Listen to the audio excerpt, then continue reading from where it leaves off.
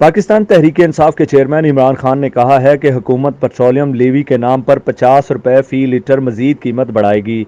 पहले ही petrol, diesel और बिजली महंगी है। तेल की मजीद कीमत बढ़ने से सनतों और ज़राअत पर असर पड़ेगा। 50,000 आमदन पर टैक्स लगने से टैक्स चोरी बढ़ेगी। उन्होंने न्यूज़ कॉन्फ्रेंस करते हुए कहा कि नैब तरामीम के नाम पर पाकिस्तान को तबाही की तरफ ले गए हैं।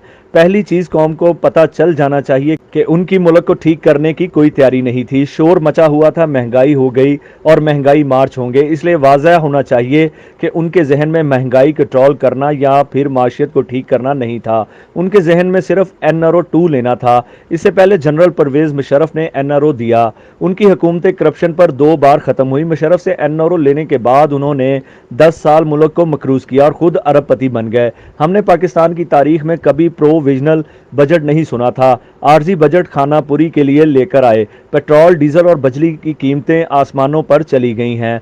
महंगाई में मजीद इजाफा होगा। अब एक और बजट लेकर आए हैं। बजट में सबसे पहले आम आदमी का माशी कत्ल कर दिया है।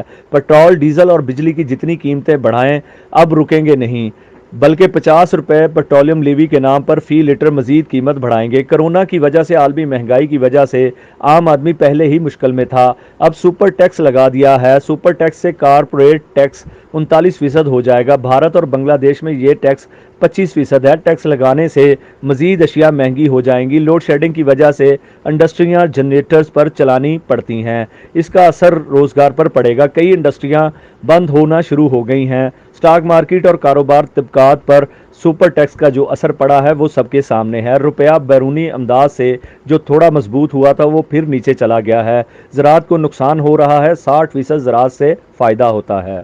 अस्सलाम वालेकुम नाज़रीन, मैं हूं कमर अब्बास। आप देख रहे हैं बोल्ड न्यूज़ और बोल्ड एंटरटेनमेंट। तो मैं नाज़रीन अपने व्यूवर्स से ये गुजारिश करना चाहूँगा कि हमारे चैनल को लाइक और सब्सक्राइब करना मत भूलेगा। बेल आइकन को बजाएं ताकि आपको बर वक्त आप तक नोटिफिकेशन पहुँच सके किसी भी नई वीडियो का।